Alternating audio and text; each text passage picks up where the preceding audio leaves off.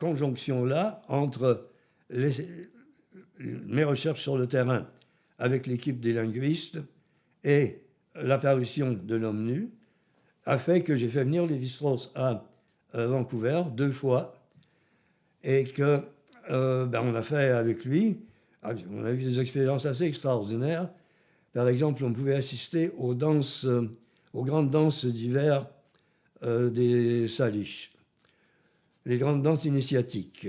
Alors, les Blancs n'avaient pas le droit d'y assister, mais les chamans avaient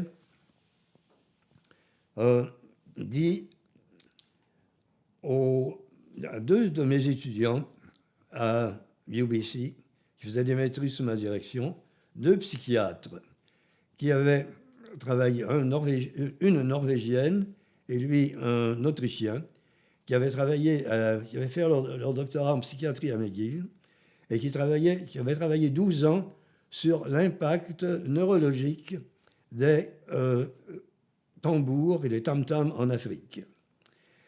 Et alors ensuite, ils sont arrivés à Vancouver et ils ont décidé qu'ils faisaient une maîtrise en anthropologie.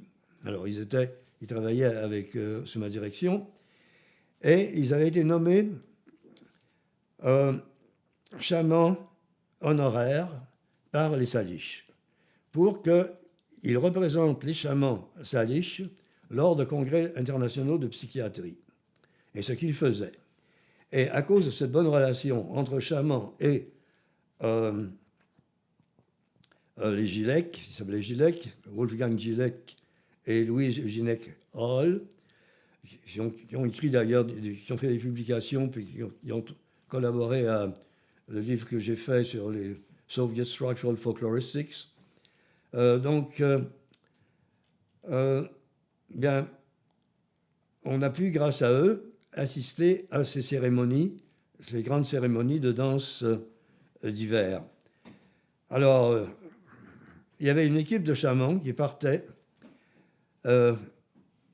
en voiture, en break, pour se rendre dans les Red Light de Seattle et de Vancouver, pour récupérer les Amérindiens, des Salish, qui étaient narcomanes, qui étaient alcooliques, et qui les amenaient de force au lieu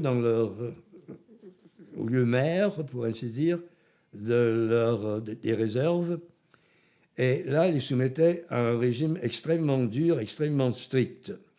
Alors, de grands jeûnes, des bains dans l'eau glacée du fleuve Fraser, des danses épuisantes pendant des heures et des heures, jusqu'à ce que chacun trouve son chant.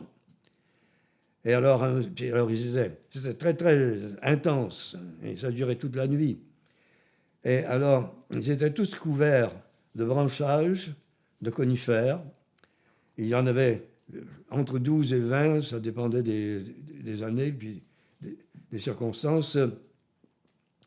Et alors, à tour de rôle, ils devaient faire quelques pas de danse, entourés d'une batterie de percussions, c'est-à-dire des chamans, hommes et femmes, qui tapaient sur les tambours de chamans, ils tapaient à tout casser, et alors là, ils devaient faire le tour de la piste, qui était assez grande, la piste de danse, et revenir et essayer de trouver, chacun devait essayer de trouver son chant, le chant par lequel il existerait. Et alors, il finissait par le trouver, ou il finissait, souvent il tombait aussi, d'inanition. Et alors, il fallait que les ramener, puis les réconforter et tout. Mais alors, ça durait 1 mois, mais c'était donc très épuisant, il y en a qui mouraient. Et la gendarmerie royale a arrêté, mis en examen des prêtres, des chamans et des chefs de tribus. Et on a dû témoigner, nous, parce qu'ils étaient accusés de meurtre. Et alors, on a dû témoigner qu'effectivement, c'était un rite très important pour récupérer des épaves sociales, pour ainsi dire, et les ramener au sein de leur culture mère, même si cela entraînait parfois des décès regrettés, mais qu'ils avaient parfaitement le droit de vivre comme ils le faisaient et de continuer à utiliser les mêmes rituels. D'ailleurs, j'en ai interrogé de ces... Bon, puis à un moment, hein, ça avait des répercussions en Californie, c'est avec le Rebirth. Alors, le Rebirth, c'était une copie très pâle de ce qu'on vivait en Colombie-Britannique, chez les Salish. Ben, Colombie-Britannique et l'Oregon, parce que c'était la frontière. Les Salish ne connaissaient pas les frontières canadiennes et américaines. Alors, j'en ai interviewé, hommes ou femmes, et je leur demandais quel âge as-tu. Il y avait 22, 23, 25 ans. Ils me disaient, ben, j'ai 2 ans, ou j'ai 3 ans. Parce que pour eux, c'était le rebirth qui comptait, c'est-à-dire la vraie naissance, le retour à leur identité originale, et que de cette façon, ben, ils avaient récupéré ce qu'ils devaient être. Bon, toujours est-il que tout ça, ben, ça se passait. Alors, on était très occupés. Bien en même temps, on retournait au Salomon. Alors, on travaillait fort, puis on enseignait. Alors, le structuralisme avait beaucoup d'intérêt. Ça attirait beaucoup d'étudiants, à la fois des étudiants du premier cycle, des étudiants de maîtrise et de doctorat. Alors, j'ai dirigé des thèses, des mémoires de maîtrise et des thèses de doctorat, jusqu'à ce que, bon, ben, Lévi-Strauss revienne et à ce moment-là soit filmé par l'équipe. Il est venu pour un mois et il a été suivi pendant 3 semaines par l'équipe du National Film Board of Canada, l'ONEF, et qui a fait un tournage, qui a tourné je ne sais pas combien de centaines de mètres, de milliers de mètres de pellicule pendant 3 semaines, à ces trousses continuellement. Alors tout ça, les rushs doivent être à l'Office national du film, mais qu'est-ce qu'on pourrait en tirer, je ne sais pas. Enfin, ça a donné La Voix des masques, c'est-à-dire Behind the Masks, où Lévi-Strauss a repris La Voix des masques, mais en anglais, et avec une démonstration dans le cours, dans un séminaire au musée anthropologique de UBC. Bon, et alors à ce moment-là, Lévi-Strauss a dit, écoutez, bon, viendriez-vous au Collège de France? Alors je dis, bah, pourquoi pas. Alors, en 1975, j'ai fait un cours au Collège de France, et après ça, c'est Laval qui s'est mis c'est Yvan Breton, qui était au département d'anthropologie, et qui a dit, bon, ben, je voulais absolument que je vienne pour 1 an. Alors, il m'a fait venir comme professeur-chercheur invité. Et là, ben, il m'a proposé...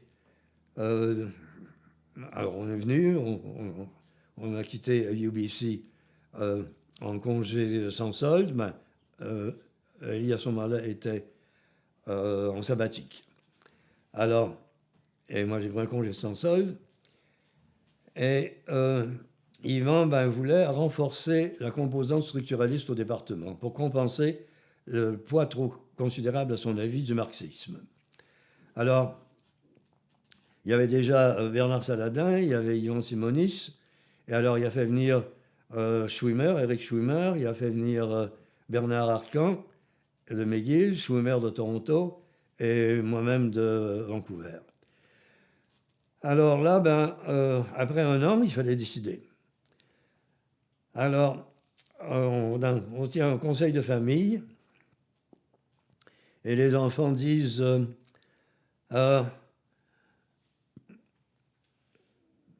Vancouver, that's good life. Quebec, life is culture. Alors, on préfère la culture à la vie plus détendue de la côte ouest. Évidemment, à ce moment-là, il y avait toujours la tension entre Vancouver et Toronto. Les gens de l'Ouest qui disaient non, ça n'a pas de sens. Et les gens de l'Est, vous êtes fous. Toronto, Montréal, vous travaillez comme des cons. Alors que nous, ben, on prend la vie mollo, non, on ne se casse pas les pieds. Hein. Alors vous, ben, vous exagérez. Puis alors les gens de Toronto ou de Montréal qui venaient à Vancouver, ils disaient, ah, non, on ne peut pas rester ici. Il faisait 6 mois au max. Puis ils disaient, non, non, non, ça traîne continuellement. On ne peut pas. C'est frustrant. On ne peut rien faire. On n'arrive à rien. Alors ils rentrent à Toronto ou à Montréal. Alors il y avait cette relation-là entre l'Est et l'Ouest qui, dans une certaine mesure, existe encore, mais avec la prévalence de l'Asie à Vancouver maintenant, et surtout de la Chine, et des émigrés de Hong Kong, la vie a pris une tournure bien différente. Bon, mais tout ça pour dire que, alors on décide de rester. Et donc à l'époque, ben, je n'avais pas d'enseignement à faire, j'étais professeur-chercheur pour 3 ans. Mais je participais quand même à des réunions de conception d'un grand projet qui a avorté, un grand projet d'équipe au département sur les cultures autochtones. Et malheureusement, ça n'a pas été bien reçu.